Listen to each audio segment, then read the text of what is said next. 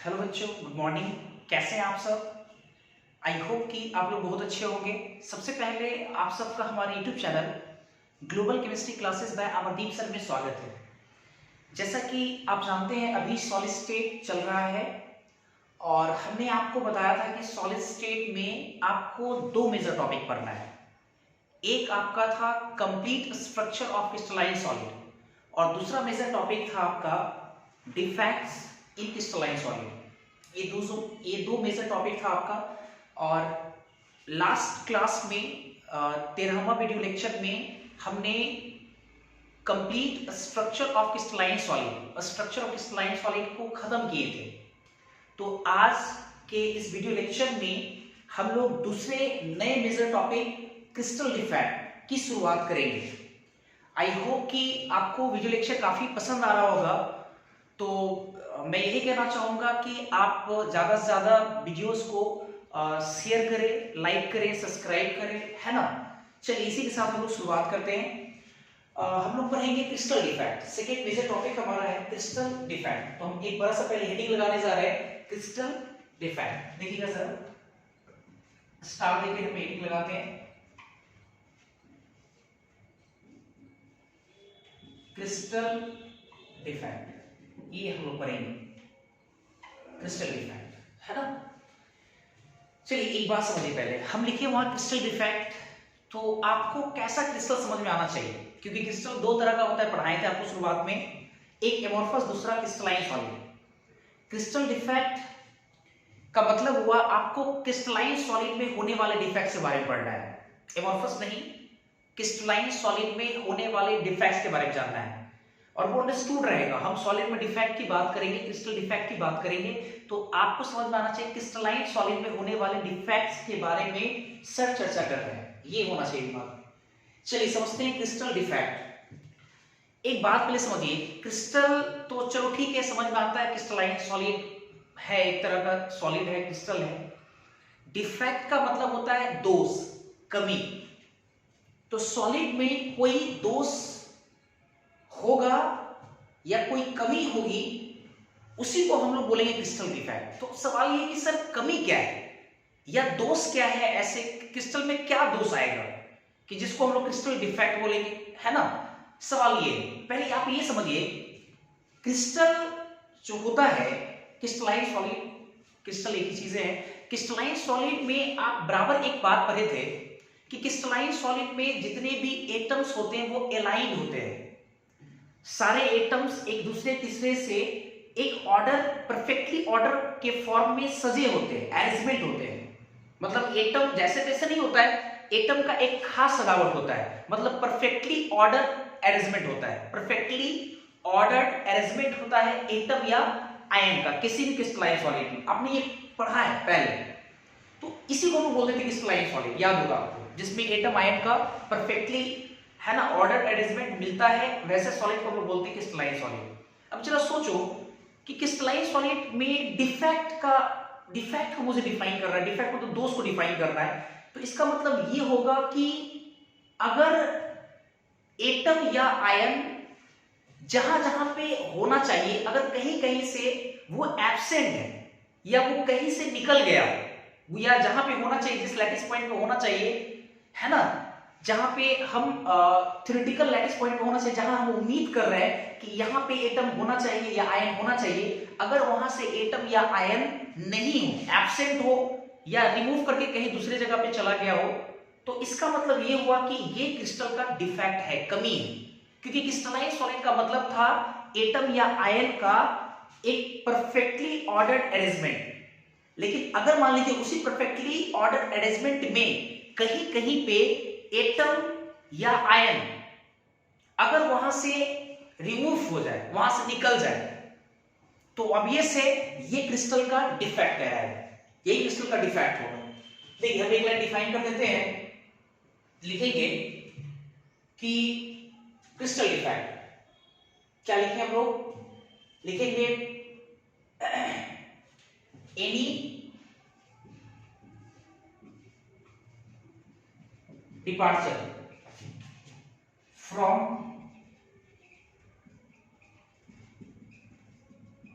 perfectly ordered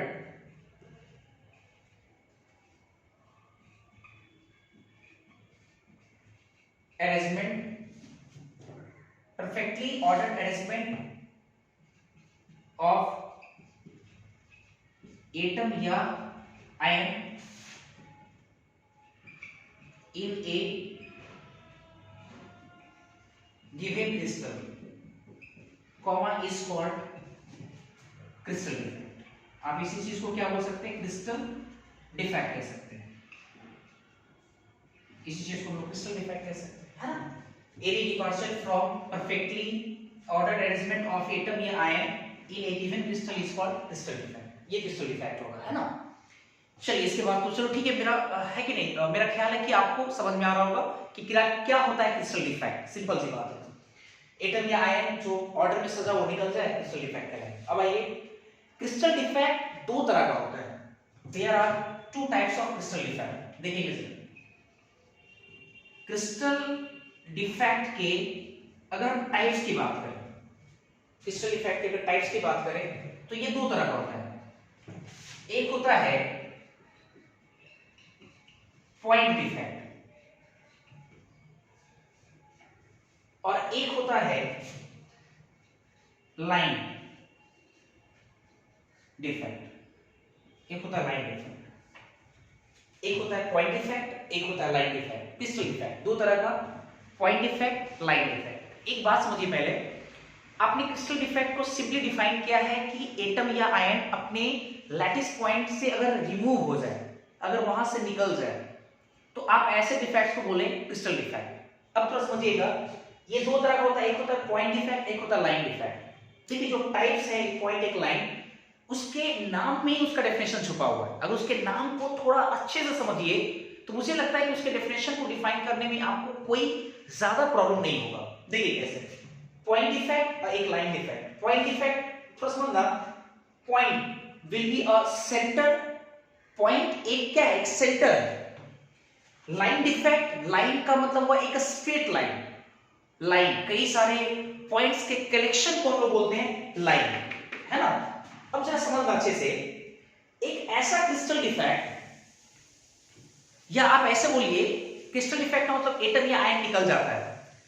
तो अगर किसी क्रिस्टल में से एटम या आयन निकलता है, आप उसको बोलते हैं क्रिस्टल डिफेक्ट। तो हम बोल रहे हैं क्या, अगर किसी क्रिस्टल में से एटम या आयन अपने लैटिस पॉइंट को छोड़ करके इस तरह से निकले कि उसके निकलने के बाद पॉइंट का फॉर्मेशन हो जाए, कहीं कहीं पे पॉइंट का फॉर्मेशन हो जाए, पॉइंट का फॉर्मेशन हो जाए तो उसको बोलेंगे पॉइंट डिफेक्ट।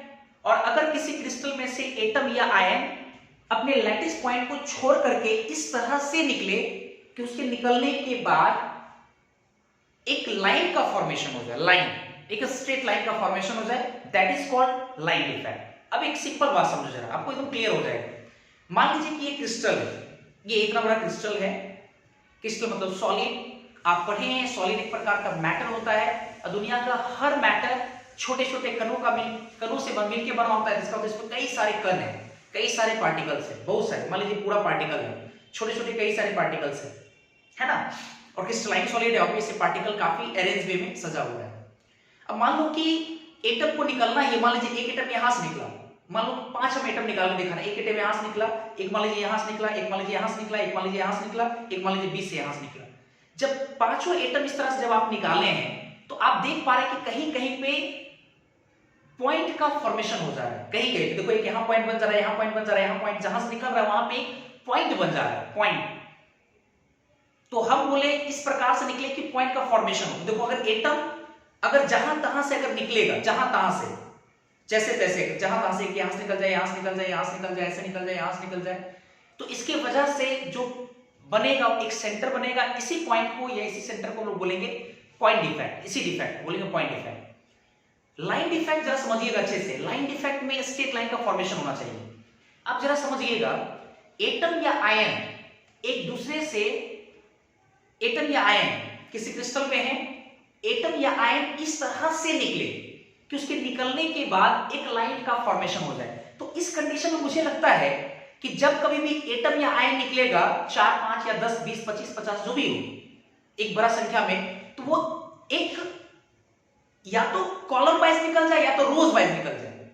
अगर किसी कॉलम या किसी रो में 4-5 एटम जो लगातार है, अगर वो निकल जाए वहां से, दिमाग चलाओ थोड़ा, इमेजिन करो, अगर 4-5 एटम अगर लगातार किसी कॉलम या रो से अगर डायरेक्ट निकल जाए तो ऑब्वियस है एक लाइन का फॉर्मेशन होगा, और ऐसे डिफेक्ट्स को हम बोलेंगे लाइन डिफेक्ट। सिंपल सी बात है, 5 एटम मान लीजिए जैसे तैसे अगर निकल रहा है, जहां तहां से निकल रहा है, एक ऑर्डर में नहीं निकल रहा है, 5 एटम जहां तहां से निकल रहा है, तो इसकी वजह से जो डिफेक्ट आ रहा है उसको बोल रहे हैं पॉइंट डिफेक्ट, क्योंकि पॉइंट का फॉर्मेशन हो रहा है। लेकिन 4-5 एटम अगर किसी कॉलम या रोज वाइज जो लगातार है 4-5 एटम क्रम में रखा हुआ है, अगर वो वहां से निकल जाए, जैसे मान लो 5 एटम एक लाइन से यहां जो रखा हुआ ये निकल गया, देखो एक लाइन का फॉर्मेशन हो गया। मान लो यहां जो 5 एटम का एक लेयर रखा हुआ है, 5 एटम एक साथ निकल गए, देखो लाइन का फॉर्मेशन हो गया, that is called line defect. खुशी की बात ये है कि लाइन डिफेक्ट आपको पढ़ना नहीं है, आउट ऑफ सिलेबस है, तो इसको उतना डिटेल मुझे जानना नहीं है, ये आउट ऑफ सिलेबस है, ठीक है। और पॉइंट डिफेक्ट आपको पढ़ना है, ये आपके सिलेबस में है, पॉइंट डिफेक्ट पढ़ना है। तो देखिए पॉइंट डिफेक्ट के बारे में एक लाइन लिखते हैं, डिफेक्ट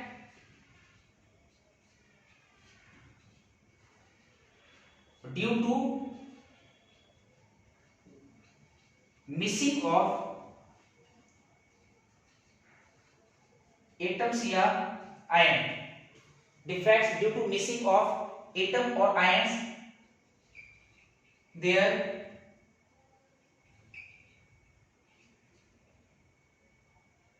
theoretical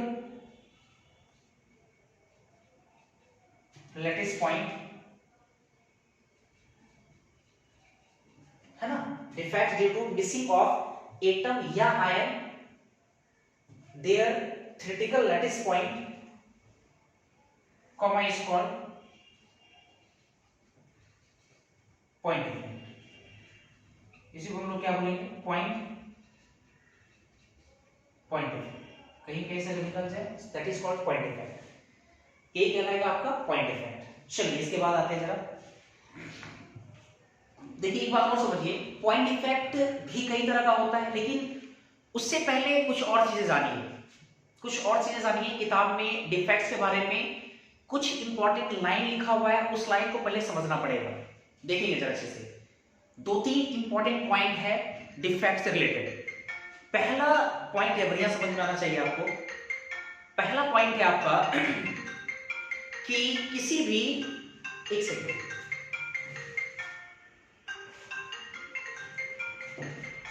किसी भी, समझिएगा थोड़ा अच्छे से, पहला है कि किताब लिखता है डिफेक्ट्स के बारे में, बढ़िया समझिएगा, किताब लिखता है डिफेक्ट्स के बारे में कि अगर, बढ़िया से, हाँ क्या बोलना चाह रहे थोड़ा समझिएगा, सब important point related with crystal defect, हम ये बोलना चाह रहे हैं। 2-3 पॉइंट है क्रिस्टल डिफेक्ट से रिलेटेड, बहुत इंपॉर्टेंट है, उसको थोड़ा समझेंगे आप लोग। पहला समझिएगा, देखिएगा, पहला लिखता है कि जो, एक सेकंड मुझे थोड़ा सा,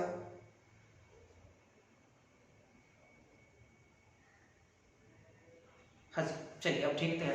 हाँ जी, पहला पॉइंट देखिए क्या लिखता है, किताब लिखता है कि कोई भी अगर क्रिस्टल 0 केल्विन टेम्परेचर पे अगर होगा, कोई भी अगर क्रिस्टल को अगर आप 0 केल्विन टेम्परेचर पे रखते हैं तो उस क्रिस्टल में कोई भी डिफेक्ट नहीं होता है, ऐसा किताब लिखता है। लेकिन समझना पड़ेगा मुझे, देखिए किताब में तो लिखा हुआ है ही, बहुत जगह लिखा रहता है। देखो भाई, हम ठीक है लिखवाने से ज्यादा समझाने में विश्वास करते हैं, ये मेरा अपना थॉट है, और हम ये सोचते हैं क्योंकि किताब तो हर लोग के पास होता है, किताब में तो हर चीज लिखा हुआ है, सभी के हाथ में फोन होता है, तो फोन में गूगल है, गूगल में विकिपीडिया है, तो पढ़ने का बच्चे के पास बहुत सारे सोर्स है कि नहीं, बहुत सारे सोर्स है। अगर बच्चे टीचर को प्रिफर करते हैं तो इसलिए प्रिफर किया जाना चाहिए क्योंकि उनसे कुछ सीखना है कि नहीं, और सीखने के लिए आपको समझना पड़ेगा। चलिए ठीक है, पहला पॉइंट समझिएगा अच्छे से। हम क्या बोले कि अगर कोई भी क्रिस्टल 0 केल्विन टेम्परेचर पे अगर है, कोई भी क्रिस्टल अगर 0 केल्विन टेम्परेचर पे है, 0 केल्विन टेम्परेचर पे, तो उस क्रिस्टल में कोई भी डिफेक्ट नहीं होगा, ऐसा किताब लिखता है, ऐसा किताब में डायरेक्ट लिखा हुआ है। आप समझेंगे जरा अच्छे से ऐसा क्यों होता है कि 0 केल्विन पे रहेगा तो कोई डिफेक्ट उसमें नहीं होगा, है ना, किसी तरह कोई डिफेक्ट नहीं होगा। ऐसा क्यों होता है इसको जरा समझते हैं। अब ये वही लोग समझ सकते हैं जो थर्मोडायनेमिक्स पढ़े हैं बढ़िया से। थर्मोडायनेमिक्स में हम आपको पढ़ाया करते थे लॉस ऑफ थर्मोडायनेमिक्स, या आपने कहीं भी पढ़ा होगा laws of thermodynamics. Laws of thermodynamics में zeroth law, first law, second law, third law, 4 नियम पढ़े होंगे आप लोग। तो हम यहां बात करेंगे थर्ड लॉ का। थर्ड लॉ ऑफ थर्मोडायनेमिक्स में आपने पढ़ा होगा कि according to third law of thermodynamics, at 0 kelvin temperature any substance is present in perfectly crystalline solid। 0 kelvin temperature पे कोई भी सब्सटेंस परफेक्टली क्रिस्टलाइन सॉलिड के फॉर्म में प्रेजेंट होता है, उपस्थित होता है। इसका मतलब ये हुआ, it means that entropy of such crystal, पढ़ाए थे ऐसा लिखवाए होंगे, entropy of such crystal will be 0, और ऐसे सॉलिड का एंट्रोपी 0 के बराबर होगा। अब थोड़ा समझिएगा एंट्रोपी क्या होता है। एंट्रोपी में एक छोटा सा लाइन हम आपको मेंशन करते हैं, आपको समझ में आ जाएगा। एंट्रोपी डिसऑर्डर या रैंडमनेस को मेजर करता है। डिसऑर्डर, अगर ज्यादा डिसऑर्डर है एंट्रोपी ज्यादा है, अगर एंट्रोपी है ना, एंट्रोपी डिसऑर्डर को मेजर करता है। तो अगर डिसऑर्डर ज्यादा है तो एंट्रोपी अगर डिसऑर्डर ज्यादा है तो एंट्रोपी ज्यादा होगा, अगर डिसऑर्डर नहीं है तो एंट्रोपी 0 होगा। अब एक बात बताओ, ये जो थर्ड लॉ ऑफ थर्मोडायनेमिक्स का जो स्टेटमेंट है, इससे तो यही समझ में आता है कि 0 केल्विन तापमान पे सॉलिड परफेक्टली क्रिस्टलाइन फॉर्म में होता है, और परफेक्टली क्रिस्टलाइन होने की वजह से उस पे एंट्रोपी 0 होता है। तो एंट्रोपी 0 होने का मतलब क्या हुआ कि कहीं ना कहीं सॉलिड में किसी भी प्रकार का कोई डिसऑर्डर नहीं है। तो अगर कोई डिसऑर्डर नहीं है तो ऐसे क्रिस्टलाइन सॉलिड क्या होंगे, किसी भी कोई तरह का कोई डिफेक्ट नहीं होगा। ये देखो एक लाइन निकल गया है। एक पॉइंट तो ये हो गया भाई, ये लिखवाएंगे हम, यहां जगह है इंपॉर्टेंट पॉइंट में करके। पहला पॉइंट तो ये हो गया। अच्छा, इसी पॉइंट में थोड़ा सा और समझते हैं। किताब ये भी लिखता है, या आप किताब के लाइन में बच जाइए, आपसे मेरा ये प्रश्न है कि अगर टेम्परेचर को बढ़ाएंगे, अगर टेम्परेचर को बढ़ाते हैं, तापमान को बढ़ाते हैं, तो क्रिस्टल डिफेक्ट बढ़ेगा या घटेगा? मेरा सवाल आपसे, क्रिस्टल डिफेक्ट बढ़ेगा या घटेगा? सोचो और फिर जवाब दो। और आपकी तरफ से आंसर होना चाहिए बढ़ेगा। टेम्परेचर को बढ़ाने से बढ़ेगा। क्यों बढ़ेगा थोड़ा ये समझिएगा। अगर सॉलिड है उसको अगर आप हीट करते हैं, सॉलिड है, टेम्परेचर हीट करने का मतलब टेम्परेचर बढ़ा रहे हैं सॉलिड में, टेम्परेचर बढ़ाइएगा है ना, तो सॉलिड लिक्विड में बन जाएगा, लिक्विड में बदलेगा, लिक्विड गैस में फिर बदल जाएगा, और टेम्परेचर बढ़ाते हैं तो लिक्विड फिर गैस में बदल जाएगा। ऐसा होगा क्या? लिक्विड गैस में बदल जाएगा। अच्छा, अब थोड़ा समझना, लिक्विड गैस में बदल जाएगा तो समझो एक चीज को, यहां पे अगर लिक्विड गैस में बदल गया तो तुम जरा समझो, एंट्रोपी आप पढ़े होंगे कि सॉलिड, लिक्विड और गैस में एंट्रोपी का हिसाब किताब आपको याद होगा कि सॉलिड में एंट्रोपी कम होता है, लिक्विड में थोड़ा ज्यादा होता है, गैस में सबसे ज्यादा होता है, क्योंकि गैस में रेंडमनेस ज्यादा होता है ना। तो गैस हाई टेम्परेचर पे मिल रहा है, इसलिए उसका एंट्रोपी ज्यादा, डिसऑर्डर ज्यादा है, तो डिफेक्ट ज्यादा होगा। तो अब ये से टेम्परेचर बढ़ाने से डिफेक्ट बढ़ेगा, क्योंकि टेम्परेचर बढ़ाइएगा तो जो मॉलिक्यूल है वो टेम्परेचर को लेकर के अपने आप को काइनेटिक एनर्जी में बदल देगा, और जैसे काइनेटिक एनर्जी बदलेगा तो जो एटम है वो अपने लैटिस पॉइंट को छोड़ करके इधर उधर भागना स्टार्ट करेगा, जिसकी वजह से डिसऑर्डर ज्यादा बनेगा और डिफेक्ट हो जाएगा, ज्यादा डिफेक्ट बढ़ेगा। पहला पॉइंट तो ये हो गया। दूसरा पॉइंट, किताब लिखता है कि डिफेक्ट चाहे कोई भी हो, कोई भी डिफेक्ट हो, आने वाले समय में हम लोग पढ़ेंगे पॉइंट डिफेक्ट भी कई तरह का होता है, तो ऐसे डिफेक्ट के होने से, बढ़िया से डिफेक्ट के होने से इलेक्ट्रिकल न्यूट्रलिटी पे कोई असर नहीं पड़ता है। इलेक्ट्रिकल न्यूट्रलिटी पे कोई असर नहीं पड़ता है, मतलब डिफेक्ट चाहे कोई भी हो, इलेक्ट्रिकल न्यूट्रलिटी पे कोई असर नहीं पड़ता है। थोड़ा इसको हम समझाते हैं। जैसे अगर मान लीजिए कि कोई आयनिक कंपाउंड है, आपको पता है कि उसमें कैटायन भी होता है, एनायन भी होता है, प्लस भी होता है, माइनस भी होता है, और डिफेक्ट बोलते हैं आप रिमूव कर जाए, या कहीं चला जाए, अंदर भी चला जाए, चाहे बाहर निकल जाए। तो अब ये से ऐसा होने से तो इलेक्ट्रिकल न्यूट्रलिटी बिगड़ भी सकता है और बन भी सकता है। आपको पता है अगर equal number of cation anion बाहर निकल गया तो कोई असर नहीं पड़ेगा, लेकिन एक कैटायन बाहर निकल गया तब तो असर पड़ेगा। तो बोला गया कि डिफेक्ट चाहे कोई भी हो, इलेक्ट्रिकल न्यूट्रलिटी हमेशा मेंटेन होगा, कभी भी इलेक्ट्रिकल न्यूट्रलिटी डिस्टर्ब नहीं होना चाहिए, इलेक्ट्रिकल न्यूट्रलिटी हमेशा मेंटेन रहना चाहिए, दूसरी बात। और तीसरा, डिफेक्ट के होने से ओवरऑल क्रिस्टल के वॉल्यूम पे कोई असर नहीं पड़ता है, ओवरऑल वॉल्यूम ऑफ क्रिस्टल को असर नहीं पड़ता है। बच्चे ये सोच लेते हैं कि सर अगर एटम निकल जाएगा तब तो वॉल्यूम घट जाएगा, लेकिन आप जरा समझिए, एटम जब निकलेगा तो हम कह रहे हैं कि ओवरऑल क्रिस्टल के वॉल्यूम पे कोई असर नहीं पड़ेगा। क्यों नहीं पड़ेगा, ये भी सोचिए आप। इसलिए नहीं पड़ेगा क्योंकि, बढ़िया से, इसलिए नहीं पड़ेगा क्योंकि आप ये क्या सोचते हैं कि सॉलिड में अगर बीच में से कोई एक एटम को हटा देंगे तो ऊपर वाला सारा एटम ढक कर नीचे आ जाएगा और ऊपर ओवरऑल घट जाएगा? ऐसा बिल्कुल नहीं होता है। एटम टाइटली बॉन्डेड होता है, बंधा होता है, तो अगर अंदर से कोई अगर एटम निकल भी गया है तो वो जगह खाली ही रह जाएगा, तो ओवरऑल क्रिस्टल के वॉल्यूम पे कोई असर ही नहीं पड़ेगा। हम ओवरऑल बोल रहे हैं, हम वो वॉइड का या वो वैकेंट, वो जहां से निकला है वहां के वॉल्यूम की बात नहीं कर रहे हैं, हम ओवरऑल की बात कर रहे हैं। तो ओवरऑल में अगर अंदर से कहीं कहीं निकल भी गया तो ओवरऑल क्रिस्टल के वॉल्यूम पे असर नहीं पड़ेगा। तो ये 3 पॉइंट हम लिखेंगे नोट में करके, देखिए आप नोट में ये 3 पॉइंट। पहला, according to third law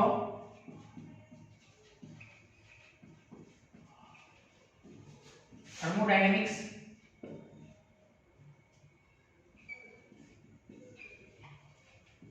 at 0 Kelvin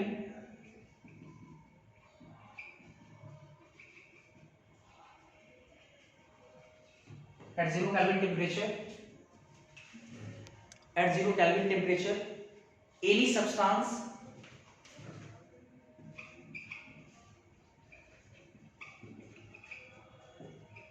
is present in perfectly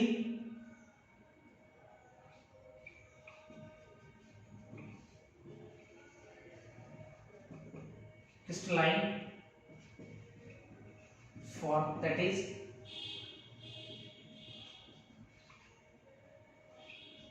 entropy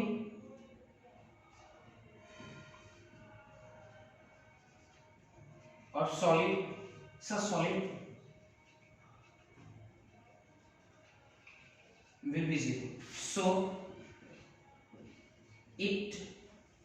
So at 0 Kelvin temperature, crystal may have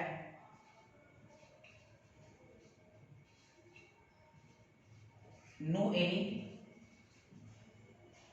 defect, and as temperature increases,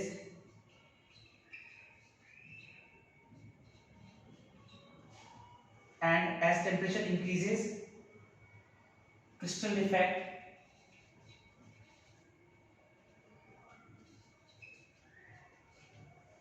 also increases। पहला पॉइंट तो ये हो गया। दूसरा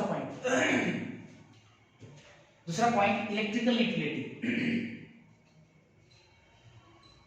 in any defect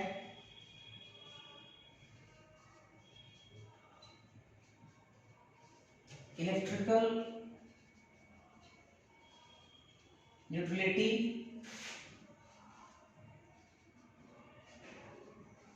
is always maintained। और तीसरा, overall volume of crystal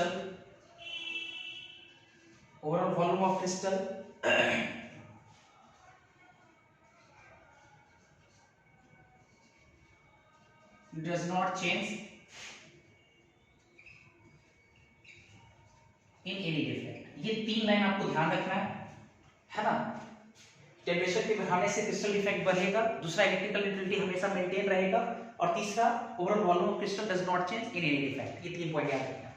चलिए इसके बाद फिर आगे देखेंगे।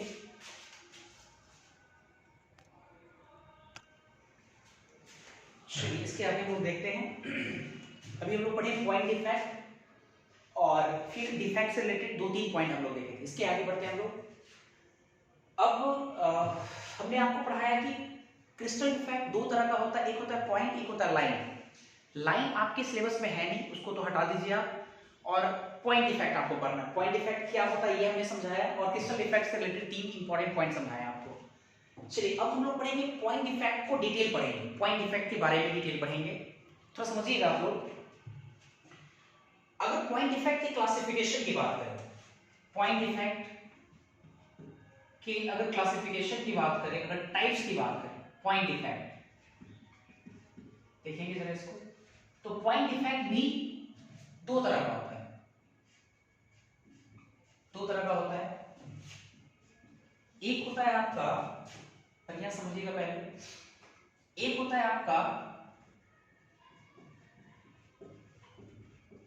स्टैच्यूमेट्रिक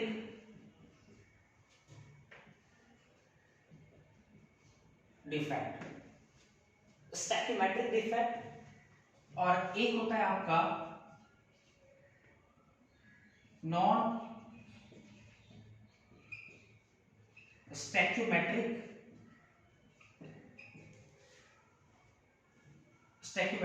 डिफेक्ट। ये दो तरह, स्टैच्यूमेट्रिक डिफेक्ट, एक होता है नॉन स्टैच्यूमेट्रिक डिफेक्ट। अब थोड़ा समझते हैं पहले इसके बारे में हम लोग। थोड़ा सा मैं अभी आपको समझाऊंगा, फिर डिटेल हम पढ़ेंगे। बढ़िया समझिए। पॉइंट डिफेक्ट में आपने यही समझा कि एटम या आयन अपने लैटिस पॉइंट को छोड़ दे, that is called point defect. ठीक है, मोटे तौर पे यही समझे हम लोग। अच्छा अब थोड़ा समझिए, एक को हम लोग बोल रहे स्टैच्यूमेट्रिक, एक को हम लोग बोल रहे नॉन स्टैच्यूमेट्रिक। आपको याद होगा स्टैच्यूमेट्रिक जो वर्ड है वो सुना हुआ है। स्टैच्यूमेट्री आपको पढ़ना था क्लास 11th में, मोल कॉन्सेप्ट में, मोल कॉन्सेप्ट में आपको पढ़ना था स्टैच्यूमेट्री। ठीक है, उसी से थोड़ा बहुत मिलता जुलता है, थोड़ा समझिएगा आप लोग। जैसे डिफेक्ट में आयंस बाहर निकल जाता है, एटम्स बाहर निकल जाते हैं डिफेक्ट। तो अगर एटम या आयन बाहर निकल जाता है और उसके बाहर निकलने से, है ना, अगर उस कंपाउंड के ओवरऑल फॉर्मूला पे कोई असर नहीं पड़े, मतलब ओवरऑल फॉर्मूला एकदम सेम रहे, ओवरऑल फॉर्मूला पे अगर कोई असर नहीं पड़ता है, अगर नहीं पड़ता है, तो that is called stoichiometric defect, that is called stoichiometric defect. लेकिन अगर मान लीजिए कि एटम या आयन अपने लैटिस पॉइंट को छोड़ करके अगर बाहर निकल जाए और उसके बाहर निकलने से ओवरऑल फॉर्मूला पे असर पड़ जाए, मतलब ओवरऑल फॉर्मूला उसका बदल जाए, चेंज हो जाए, तो that is called non stoichiometric defect. Overall formula same रहे, नहीं बदले, स्टैच्यूमेट्रिक, ओवरऑल फॉर्मूला बदल जाए, नॉन स्टैच्यूमेट्रिक। अब इसको थोड़ा सा हम आपको प्रैक्टिकल तरीके से समझाते हैं कि सर कैसे फॉर्मूला की बात आप कर दिए। आप याद करो कि आप आज से पहले जो पढ़े हैं सॉलिड स्टेट में, आपको याद होगा एक तरह का क्वेश्चन हम लोग पढ़ते थे कि एटम मान लो कि अगर बॉडी के सेंटर पे हो, कभी एज के सेंटर पे हो, तो कॉर्नर पे हो, तो कभी फेस के सेंटर पे हो, तो बताइए फॉर्मूला ऑफ कंपाउंड क्या होगा। आप ऐसा सवाल किए हैं, आप करते थे ए एटम का संख्या बी एटम का, जैसे मान लो दो एटम से मिलकर बना है, तो ए एटम का संख्या बी एटम का संख्या निकाल करके उसका रेशियो ले लेते थे, तो वो फॉर्मूला ऑफ कंपाउंड बन जाता था, है ना, उसी संख्या का रेशियो ले लेते थे, simple ratio, formula of compound बन जाता था। तो एक बात जरा सोचो, अगर एटम निकल जाएगा, एक यूनिट सेल से अगर कोई एटम निकल जाएगा, तो क्या उसका फॉर्मूला ऑफ कंपाउंड बदल भी सकता है और नहीं भी बदल सकता है। समझिए इस बात को, मतलब फॉर्मूला ऑफ कंपाउंड बदल भी सकता है और नहीं भी बदल सकता है। अगर मान लीजिए, आप ऐसे समझिए, एक छोटा सा हम एग्जांपल समझाते हैं, आपको क्लियर हो जाए। जैसे मान लीजिए कि ए और बी दो एलिमेंट है, इन दोनों से मिल करके एक कंपाउंड बना हुआ है, ए और बी एलिमेंट्स। ठीक है, ये समझिए, ए मान लीजिए सारे कॉर्नर पे है, सारे कॉर्नर पे ए, और ए जो है सारे कॉर्नर के अलावे मान लीजिए कि एक बॉडी के सेंटर पे है, एक बॉडी के सेंटर पे, ठीक है, ए एटम, और बी जो एटम है वो सारे फेस के सेंटर पे है, सारे फेस के सेंटर पे। तो सारे फेस के सेंटर पे अगर है बी, तो एक बात याद करो, फेस के सेंटर पे अगर रहेगा तो 6 फेस होगा, एक आधा कंट्रीब्यूट करेगा, तो बी का संख्या 3 हो गया। ए का संख्या कितना हो जाएगा पहले ये समझ लो। ए का संख्या हो जाएगा कॉर्नर से 1 और बॉडी के सेंटर से 1, तो 2 आएगा। ए 2 अब बी 3, तो फॉर्मूला A2 B3 रहेगा, अभी है। लेकिन जरा अब देखो हम आपको दिखाते हैं, जैसे मान लो कि आप एक एटम बॉडी के सेंटर से निकाल दो, एक एटम बॉडी के सेंटर से, और 2 एटम फेस के सेंटर से निकाल दो, 2 एटम, तो इसका मतलब 2 एटम फेस के सेंटर मतलब बी को निकाल दो, तो ए का संख्या 1 होगा, ए का संख्या 1 होगा, और बी का संख्या थोड़ा सोच कर देखो, बी का संख्या कितना हो जाएगा, बी का संख्या कितना हो जाएगा। ए का संख्या सारे क्वाड्रेंट पे है, पहले ए का संख्या 2 आ रहा था, बी का संख्या 3 आ रहा था, 3 आ रहा था। अब एटम अगर हम हटा दिए कहां से, एक बॉडी के सेंटर से, मतलब ए 1 निकाल दिए, तो ए का संख्या अब कितना आएगा, 1 आएगा, और फेस के सेंटर से 2 हम निकाल दिए, फेस के सेंटर से 2 निकाल दिए, तो 4 फेस का सेंटर है और एक हाफ कंट्रीब्यूट करे, तो 4 इंटू हाफ, तो कितना आ गया, 4 इंटू हाफ मतलब 2 आ गया। तो फॉर्मूला कितना हो गया, ए B2 हो गया। देखो फॉर्मूला बदल गया।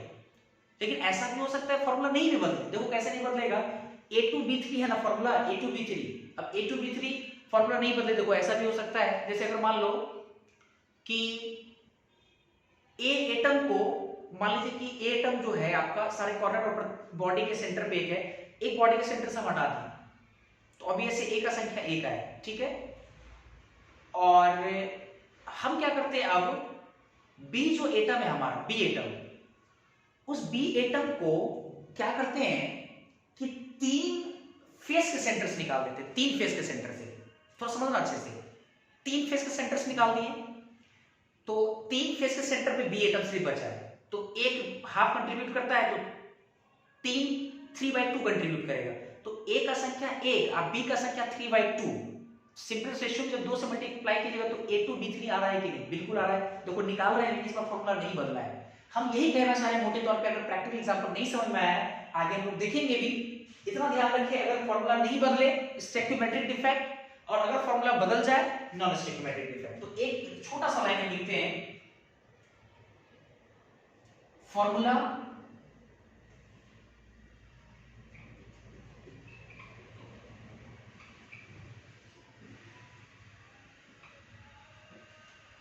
कंपाउंड does not change, इसको हम लोग बोलेंगे स्टैक्योमेट्रिक डिफेक्ट, और इसमें एक लाइन बोल सकते हैं, फॉर्मूला ऑफ कंपाउंड चेंज। अगर फॉर्मूला ऑफ कंपाउंड बदल जाता है, इसको बोलेंगे हम लोग नॉन स्टैक्योमेट्रिक डिफेक्ट। डिटेल पढ़ाएंगे, अभी डिटेल मेंशन नहीं है। इसके बाद आइएगा, पॉइंट डिफेक्ट भी 2 तरह का होता है, सॉरी पॉइंट डिफेक्ट बोले, स्टैक्योमेट्रिक डिफेक्ट भी 2 तरह का होता है, स्टैक्योमेट्रिक डिफेक्ट। तो एक बार पहले हम लोग क्या करते हैं, एक टेबल देख लेते हैं हम लोग, जिसमें किसका कितना टाइप है, और फिर आगे हम लोग डिटेल बात करेंगे। ये भी 2 तरह का होता है, एक को हम लोग बोलते हैं,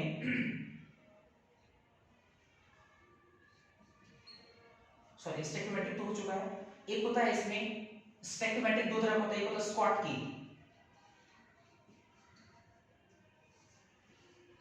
स्क्वाटकी डिफेक्ट, और एक होता है आपका फ्रैंकल डिफेक्ट। एक होता है स्क्वाटकी, एक होता है फ्रैंकल। ये 2 तरह का हो गया। नॉन स्टैक्योमेट्रिक डिफेक्ट ये 3 तरह का होता है। नॉन स्टैक्योमेट्रिक डिफेक्ट ये 3 तरह का होता है। एक होता है मेटल एक्सेस डिफेक्ट, एक एक करके देखेंगे हम लोग। एक होता है मेटल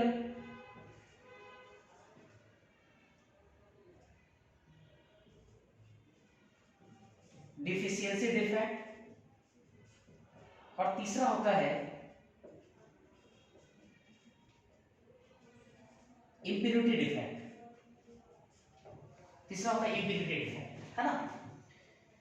स्टैक्योमेट्रिक 2, फ्रैंकल, स्क्वाटकी और फ्रैंकल, और ये होता है 3, मेटल एक्सिस, मेटल डिफिशियंसी और इंप्योरिटी डिफेक्ट। ये 3 तरह का होता है।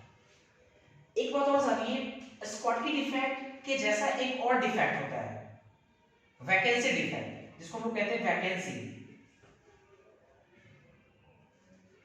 वैकेंसी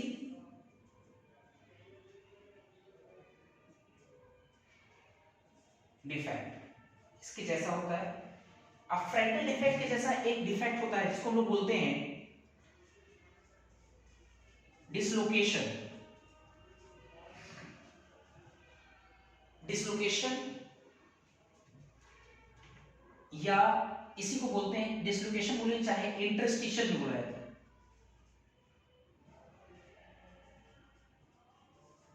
इंटरस्टिशियल डिफेक्ट ये होता है।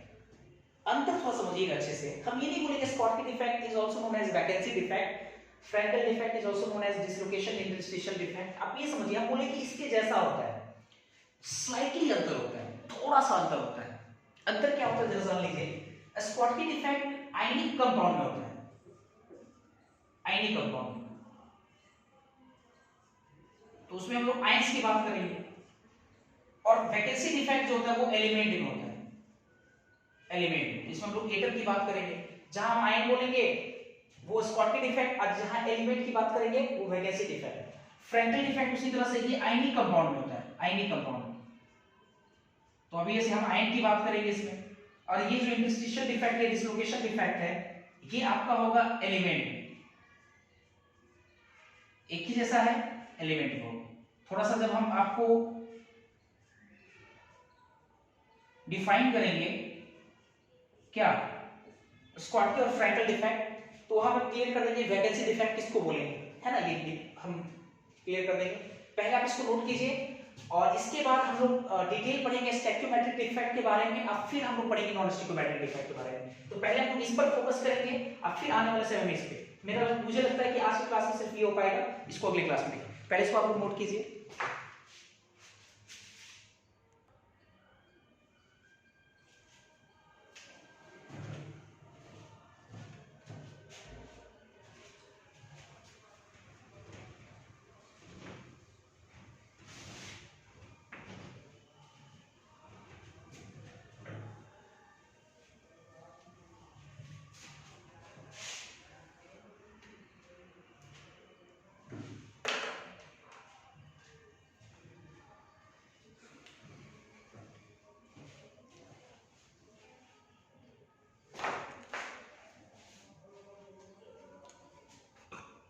पहले नॉन स्टैक्योमेट्रिक होगा।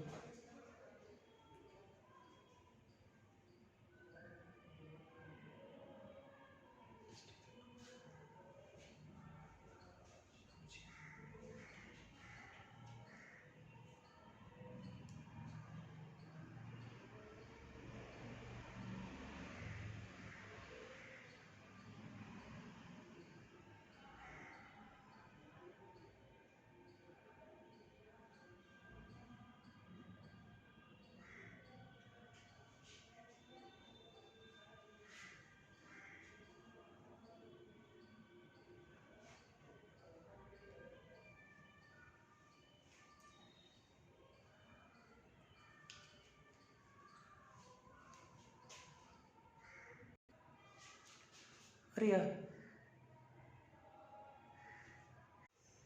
चलिए इसके बाद हम लोग स्टैक्योमेट्रिक डिफेक्ट डिटेल पढ़ेंगे।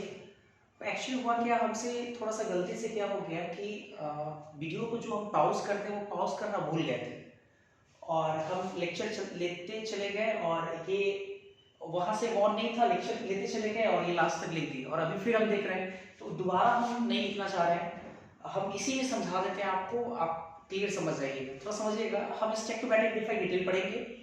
हमने हेडिंग लगाया स्टैक्योमेट्रिक डिफेक्ट। स्टैक्योमेट्रिक डिफेक्ट में हमने मेंशन किया था कि अगर ओवरऑल फार्मूला नहीं बदले तो that is called stoichiometric defect. In this defect overall formula of compound does not change. Stoichiometric defect, stoichiometric defect दो तरह का होता है, देयर आर टू टाइप्स।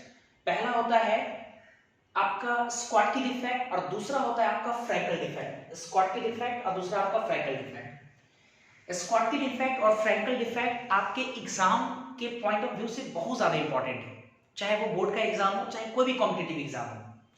आपके बोर्ड के एग्जाम में भी कई बार फ्रैंकल डिफेक्ट के बारे में पूछा होगा कि बताइए फ्रैंकल डिफेक्ट के बारे में शॉर्ट नोट लिखिए, स्कॉटकी डिफेक्ट के बारे में शॉर्ट नोट लिखिए, या कई बार सवाल ये भी पूछा गया है कि स्कॉटकी और फ्रैंकल डिफेक्ट में डिफरेंस बताइए क्या है, असमानताएं बताइए क्या क्या है। आपके जेईई वगैरह के एग्जाम में हाल फिलहाल 2-4 साल पहले की बात कर रहे हैं, फ्रैंकल डिफेक्ट से सवाल पूछ चुका है, तो इसलिए बड़ा इंपॉर्टेंट एरिया है, ध्यान रखेंगे। तो हम लोग करते क्या है कि फ्रैंकल और स्कॉटकी डिफेक्ट में क्या अंतर है उसको हम लोग देख लेते हैं। अगर आपके एग्जाम में फ्रैंकल डिफेक्ट आता है तो फ्रैंकल डिफेक्ट में जितने भी पॉइंट शामिल है उन सारे पॉइंट्स को आप लिख दीजिए, फ्रैंकल डिफेक्ट का हो जाएगा। अगर स्कॉटकी डिफेक्ट आता है तो स्कॉटकी डिफेक्ट में जितने भी पॉइंट शामिल है आप वो पॉइंट को लिख दीजिए, आपका स्कॉटकी डिफेक्ट हो जाएगा, है कि नहीं। तो हम लोग क्या कर रहे हैं, difference between Schottky and Frenkel defect, left page को दो हिस्से में बांट लिए, लेफ्ट साइड में स्कॉटकी डिफेक्ट, राइट साइड में फ्रैंकल डिफेक्ट, जैसा कि हम लिखे हैं। अब आइए अब समझते हैं। अब सवाल ये कि सर स्कॉटकी डिफेक्ट किसको बोलते हैं और फ्रैंकल डिफेक्ट किसको कहते हैं। किताब लिखता है स्कॉटकी डिफेक्ट के बारे में, एक ऐसा डिफेक्ट जिसके होने से ऑब्वियसली ओवरऑल फॉर्मूला नहीं बदले, क्योंकि ऑब्वियस है स्टोइकियोमेट्रिक का टाइप है, तो एक ऐसा डिफेक्ट जिसके होने से ओवरऑल फॉर्मूला पे कोई असर नहीं पड़े और जिसमें इक्वल नंबर ऑफ केटायन और एनायन बाहर निकल जाए। सिंपल सी बात आप ये समझिए मोटे तौर पे, किताब लिखता है अगर इक्वल नंबर ऑफ केटायन और एनायन अपने लैटिस पॉइंट को छोड़ करके अगर बाहर निकल जाए तो that is called Schottky defect. Cation और एनायन का बराबर संख्या निकल जाए बाहर तो that is called Schottky defect. ठीक है, तो एक बात मुझे बताओ, अगर इक्वल नंबर ऑफ केटायन और एनायन बाहर निकल जाएगा तो क्या ओवरऑल फॉर्मूला पे कोई असर पड़ेगा? बिल्कुल नहीं पड़ेगा। तो ये कह सकते हैं हम लोग स्टोइकियोमेट्रिक का ये टाइप है स्कॉटकी डिफेक्ट। दूसरी बात ये हम आपको ये भी बोले थे, डिफेक्ट चाहे कोई भी हो उसके होने से इलेक्ट्रिकल न्यूट्रलिटी पे कोई असर नहीं पड़ता है, तो क्या स्कॉटकी डिफेक्ट के होने से क्या इलेक्ट्रिकल न्यूट्रलिटी पे कोई असर पड़ेगा? नहीं पड़ेगा, क्योंकि इक्वल नंबर ऑफ केटायन और एनायन बाहर निकल रहा है, जितना प्लस उतना ही माइनस बाहर निकल रहा है, तो अभी उसका इलेक्ट्रिकल न्यूट्रलिटी पे कोई असर नहीं पड़ेगा। बिल्कुल। और फ्रैंकल डिफेक्ट के बारे में क्या लिखता है किताब? फ्रैंकल डिफेक्ट के बारे में किताब लिखता है कि ऐसे डिफेक्ट में कोई आयन, जनरली केटायन, अपने लैटिस पॉइंट को छोड़ करके किसी दूसरे इंटरस्टिशियल साइट में चला जाए। इंटरस्टिशियल साइट का मतलब उस क्रिस्टल में ही कोई दूसरा साइट में चला जाए, कोई खाली जगह उसी को इंटरस्टिशियल साइट कहेंगे, चला जाए, तो ऐसे डिफेक्ट को हम लोग बोलेंगे फ्रैंकल डिफेक्ट। ऐसा डिफेक्ट जिसमें आयन जनरली केटायन, क्यों जनरली केटायन ये भी हम आपको समझाएंगे। जनरली केटायन होता कहां है? वॉइड में होता है, तो वो आपको ये भी पता है कि वॉइड एक ही तरह का नहीं होता, कई तरह का वॉइड्स होते हैं उसमें। एटम को आप कितना भी क्लोज पैक कीजिए कई तरह के वॉइड्स क्रिएट होंगे, जैसे सीसीपी में 2 तरह का वॉइड बनता था, टेट्राहेड्रल और ऑक्टाहेड्रल, है कि नहीं। ऐसे और भी वॉइड्स बन सकते हैं। तो क्या हो कि अपने वॉइड्स को छोड़ करके, जनरली केटायन अपने वॉइड को छोड़ करके किसी दूसरे वॉइड में चला जाए, उसी वॉइड को बोल रहे हैं इंटरस्टिशियल साइट बोल रहे हैं, चला जाए, तो ऐसे डिफेक्ट को हम लोग बोलते हैं फ्रैंकल डिफेक्ट। अब जरा सोचिए पहले, अगर आयन अपने लैटिस पॉइंट को छोड़कर अगर अंदर की किसी जगह पे चला गया तो क्या ओवरऑल फॉर्मूला पे कोई असर पड़ेगा? बिल्कुल नहीं पड़ेगा। तो इसका मतलब बोल सकते हैं कि फ्रैंकल स्टोइकियोमेट्रिक डिफेक्ट का एक टाइप है। और हमने ये भी बोला था किसी भी डिफेक्ट के होने से इलेक्ट्रिकल न्यूट्रलिटी पे कोई असर नहीं पड़ता, इलेक्ट्रिकल न्यूट्रलिटी मेंटेन होता है। ऑब्वियस है, ना तो केटायन बाहर निकला है ना तो एनायन बाहर निकला है, तो ऑब्वियस इसका इलेक्ट्रिकल न्यूट्रलिटी क्या होगा? मेंटेन होगा। दैट इज कॉल्ड आपका फ्रैंकल डिफेक्ट। अब आइए इसको थोड़ा स्ट्रक्चर वाइज समझते हैं। तो हम क्या कर रहे हैं कि एक एबी आयनिक कंपाउंड लेकर आते हैं, एबी आयनिक कंपाउंड लेकर आए, और उस आयनिक कंपाउंड का कुछ आयन का हम लोग पैटर्न लेके आते हैं, 10-12 आयन का देखो पैटर्न लेके यहाँ पे आए हैं। अल्टरनेट में cation anion cation anion cation anion, यहाँ सॉरी ये एनायन है, यहाँ केटायन होता, जैसे मान लीजिए यहाँ cation A+, anion cation cation anion cation, यहाँ पे एनायन B-। हम क्या किए कि ये जो पैटर्न है इसमें से एक केटायन को देखो यहाँ निकाल दिए, हमको स्ट्रक्चरली शो करना है कि ये स्कॉटकी डिफेक्ट है। तो देखो एक केटायन यहाँ से निकाल दी, एक एनायन यहाँ से निकाल दी। अब ये साफ ये पैटर्न बता रहा है कि एक केटायन एक एनायन अपने लैटिस पॉइंट को छोड़कर बाहर निकल गया, that is called Schottky defect. अब देखो जरा फिर फ्रैंकल डिफेक्ट में AB आयनिक कंपाउंड लेकर आए, A+B-, A+B-, A+B-,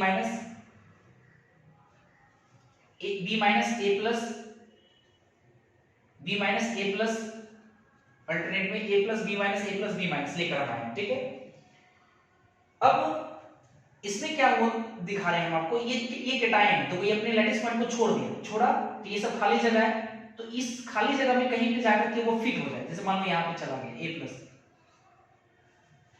तो आप देख सकते हो कि इस आयनिक कंपाउंड में कैटायन, जनरली कैटायन अपने लैटिस पॉइंट को छोड़ करके इंटरस्टिशियल साइट में चला गया, इंटरस्टिशियल साइट जो खाली जगह है, तो that is called Frenkel defect. अच्छा हाँ, सवाल ये था कि सर कैटायन ही क्यों, एनायन क्यों नहीं, एनायन क्यों नहीं जा सकता है, कैटायन ही क्यों गया? तो आप जरा ये समझिए, एनायन जो होता है वो बड़ा साइज में होता है, उसके पैकिंग होने से वॉइड्स का फॉर्मेशन होता है और उस वॉइड में जाकर कैटायन फिट होता है। क्या आपको लगता है कि जो वॉइड बनेगा उस वॉइड का साइज बड़े वाले के जो आपका एनायन है, एनायन का साइज बड़ा होता है, क्या एनायन के साइज के बराबर हो सकता है? कभी भी हमेशा उससे छोटा रहेगा। जब हमेशा उससे छोटा होगा तो क्या कभी भी एनायन अपने लैटिस पॉइंट को छोड़ करके किसी वॉइड में या किसी इंटरस्टिशियल साइट में जा पाएगा? बिल्कुल नहीं जाएगा। इसलिए कैटायन जाएगा, कैटायन का साइज छोटा होता है और अंदर में कई जगह पे छोटे छोटे इंटरस्टिशियल साइट है, तो वो डिसलोकेट कर जाएगा, यहां से यहां चला जाएगा। तो ऐसे डिफेक्ट्स को लोग क्या बोल सकते हैं? Frenkel defect. तो सिंपल बोल सकते हैं defect occurs due to equal number of, देखो defects occur due to removal of equal number of cation and anion from their lattice point, from their lattice point. अगर उसके फ्रॉम देयर लैटिस पॉइंट से अगर निकल जाए तो हम लोग क्या बोलेंगे उसको, है ना, निकल जाए तो इसको बोलेंगे स्कॉटकी डिफेक्ट। फ्रैंकल में देखिए लिखे अकर्स ड्यू टू डिसलोकेशन, निकलना नहीं, डिसलोकेट होना, अंदर भी किसी एरिया में चले जाना। Dislocation of ions generally cation, dislocation of ion इसको ब्रैकेट में लिख लेते हैं generally cation from their lattice point to interstitial site, that is called Frenkel defect. अच्छा अब आइए एक बात मुझे बताइए, स्कॉटकी डिफेक्ट के होने से क्या डेंसिटी पे कोई असर पड़ेगा? आपका आंसर होना चाहिए यस सर पड़ेगा। क्यों? क्योंकि स्कॉटकी डिफेक्ट में कैटायन एनायन बाहर निकल जा रहा है और कैटायन और एनायन का एक अच्छा खासा मास होता है, तो अगर मास घट जाएगा तो डेंसिटी बराबर होता है मास बटा वॉल्यूम, इसका मतलब डेंसिटी पर क्या असर पड़ेगा? डेंसिटी डिक्रीज कर जाएगा।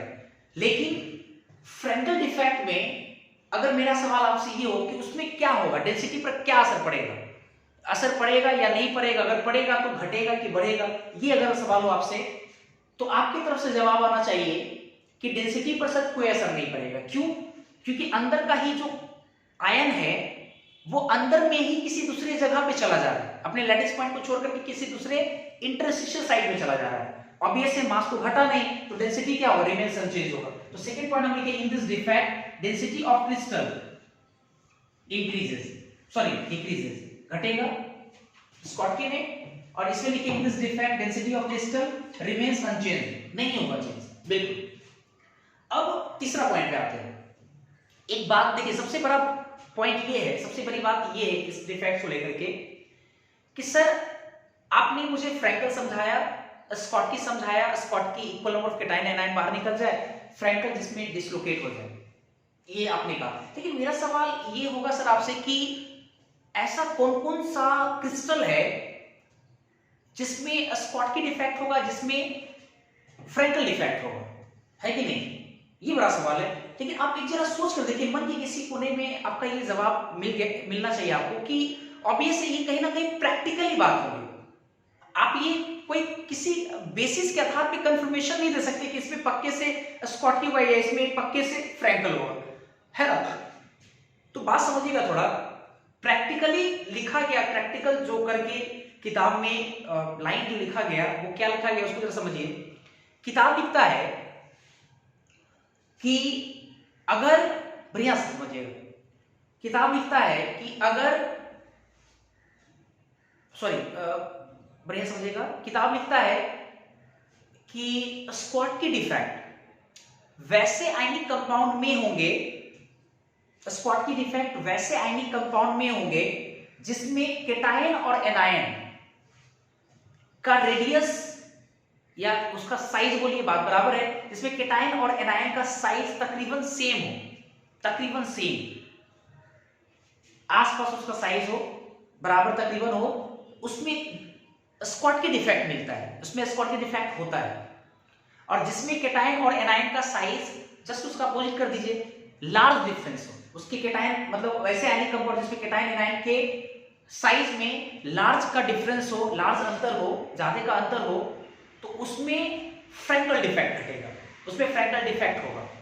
केटायन एनायन का साइज तकरीबन बराबर हो, उसमें स्क्वाट डिफेक्ट मिलता है, ऐसा प्रैक्टिकली देखा गया।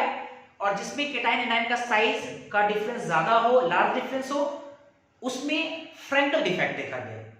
अब एक और भी इस लाइन को थोड़ा समझिएगा, अगर केटायन और एनायन का साइज तकरीबन बराबर होगा तो उसका रेडियस रेशियो क्या होगा, हाई या लो? आंसर होगा हाई। क्यों हाई होगा? रेडियस रेशियो का वैल्यू 0 से 1 के बीच में लाई करता है, 0 से 1 के बीच में लाई करता है। अगर केटायन और एनायन का साइज तकरीबन बराबर होगा तो इसका वैल्यू 10:1 के बीच 10:1 भागेगा, बड़ा की तरफ भागेगा, इसका तो हाई रेडियस रेशियो होगा। और अगर हाई रेडियस रेशियो है, ठीक है, और इसमें तो हाई रेडियस रेशियो हो गया, अच्छा उस वाले में केटायन एनायन का साइज क्या है, लार्ज डिफरेंस है, तो लार्ज डिफरेंस होने की वजह से उसका रेडियस का रेशियो जो होगा वो 0 की तरफ भागेगा, मतलब उसका लो वैल्यू होगा। आपको हमने radius ratio versus types of voids versus coordination number of cation पढ़ाए हैं आपको। आप देखे होंगे कि टेबल में ऊपर से नीचे आते हैं तो रेडियस रेशियो बढ़ता है, ऊपर से नीचे आते हैं कोऑर्डिनेशन नंबर केटायन का बढ़ता है, याद होगा आपको। लीनियर वॉइड में केटायन का कोऑर्डिनेशन नंबर 2, ट्रायंगुलर वॉइड में केटायन का कोऑर्डिनेशन नंबर 3, टेट्राहेड्रल वॉइड में कोऑर्डिनेशन नंबर 4, ऑक्टाहेड्रल वॉइड में कोऑर्डिनेशन नंबर 6 केटायन का, और क्यूबिक वॉइड के लिए कोऑर्डिनेशन नंबर ऑफ केटायन 8, आपको याद होगा।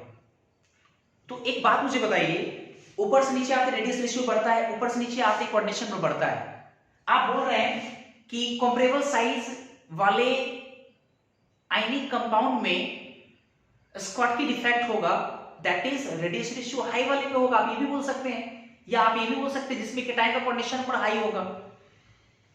फ्रैक्टल डिफेक्ट में आप बोल रहे हैं केटायन एनायन का साइज का डिफरेंस लार्ज होगा, तो इसका मतलब आप ये बोल सकते हैं कि जिसका रेडियस रेशियो क्या लो होगा, और रेडियस रेशियो अगर लो होगा तो आप बोल सकते हैं कि ये जो फ्रैक्टल डिफेक्ट है ये ऐसे आयनिक कंपाउंड होगा जिसमें केटायन का कोऑर्डिनेशन नंबर लो होगा, आप ये भी बोल सकते हैं। तो इसी पॉइंट को लिखिए, this defect is common in compound of comparable size of cation and anion that is high radius ratio या high coordination number of cation.